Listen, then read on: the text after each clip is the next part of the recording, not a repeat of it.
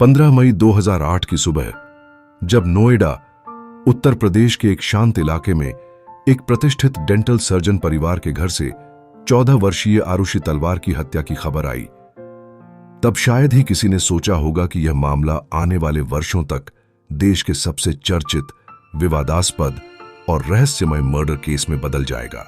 इस केस में अपराध की कहानी से ज्यादा उलझन उस जांच और न्याय व्यवस्था की रही जिसने बार बार अपने रुख बदले। आरुषि तलवार और उनके घरेलू नौकर हेमराज की हत्या ने पूरे देश को हिलाकर रख दिया। आइए इस केस की परत दर परत जांच करते हैं। उस रात क्या हुआ, कौन था कातिल और क्या आज भी हम सच से अनजान हैं? हत्या की रात 14-15 मई 2008। 14 मई 2008 की रात डॉ राजेश तलवार और डॉ नूपुर तलवार अपने घर में थे। उनकी बेटी आरुषि का जन्मदिन कुछ ही दिन पहले बीता था और वो अपनी कक्षा 9 की पढ़ाई कर रही थी।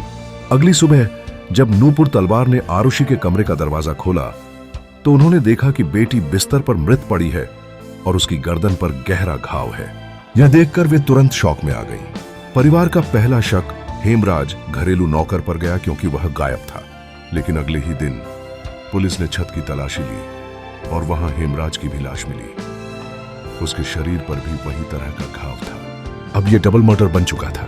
शुरुआती पुलिस जांच और गलतियां। स्थानीय पुलिस की जांच शुरू हुई, लेकिन जांच में कई गंभीर लापरवाहियां सामने आईं। आरुषि के कमरे को ठीक से सील नहीं किया गया। लोगों को बिना रोक टोक वहां आने दिया गया। उंगलियों के निशान और खून के धब्बे ठीक से एकत्र नहीं किए गए।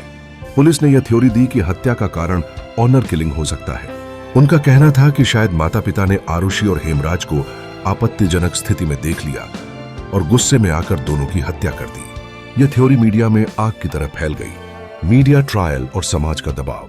मीडिया ने इस केस को टीआरपी की लड़ाई बना दिया। हर चैनल, हर अखबार अपने अपने थ्योरी पेश कर रहे थे।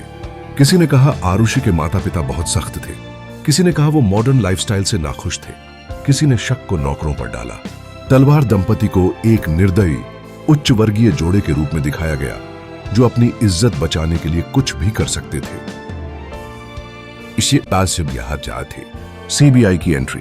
जून 2008 में सीबीआई को केस सौंपा गया। उन्होंने जांच की 2 अलग अलग टीमें बनाई। टीम ए, तलवार दंपति दोषी। सीबीआई की पहली टीम ने वही थ्योरी अपनाई जो स्थानीय पुलिस ने दी थी। उन्होंने कहा कि आरुषि का दरवाजा बाहर से बंद था, मतलब कोई अंदर नहीं घुस सकता था। घर में कोई जबरन घुसने का सबूत नहीं मिला। हत्या में जो हथियार इस्तेमाल हुआ वो घर के अंदर ही था, गोल्फ क्लब और सर्जिकल ब्लेड। इन सब को जोड़कर उन्होंने तलवार दंपति को मुख्य आरोपी माना। टीम 2, तलवार दंपति निर्दोष। 2010 में केस दूसरी सीबीआई टीम को सौंपा गया। इस टीम ने कहा कि यह हत्या नौकरों द्वारा की गई हो सकती है। कृष्णा, राजकुमार और विजय मंडल, तीनों घरेलू काम में जुड़े लोग, संदेह के घेरे में थे। उन्होंने पॉलीग्राफ और नार्को टेस्ट भी करवाए, लेकिन ये कानूनी रूप से मान्य नहीं थे। सबूतों की उलझन। केस की सबसे बड़ी चुनौती यह थी कि कोई भी ठोस सबूत नहीं मिला। कोई फिंगरप्रिंट नहीं जो किसी बाहरी व्यक्ति की मौजूदगी को साबित करे। कोई सीधा गवाह नहीं। हत्या के हथियार भी कभी बरामद नहीं हुए। सब कुछ केवल परिस्थितिजन्य साक्ष्यों पर आधारित था। कोर्ट ट्रायल और सजा। 2012 में सीबीआई ने तलवार दंपति के खिलाफ कोर्ट में चार्जशीट दायर की। 2013 में निचली अदालत ने दोनों को दोषी माना और उम्र कैद की सजा सुनाई। फैसला आते ही मीडिया में फिर बहस छिड़ गई। क्या यह सही हुआ? क्या केवल संभावना के आधार पर किसी को दोषी ठहराया जा सकता है? हाईकोर्ट का फैसला, निर्दोष। 2017 में इलाहाबाद हाईकोर्ट ने यह कहते हुए तलवार दंपति को बरी कर दिया। सबूत पर्याप्त नहीं है।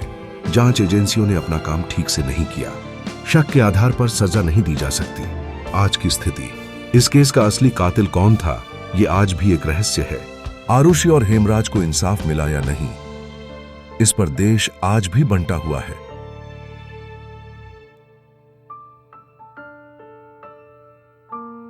क्या इस केस से कुछ सीखा?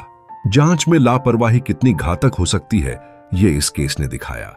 मीडिया ट्रायल किसी भी केस की निष्पक्षता को नुकसान पहुंचा सकता है।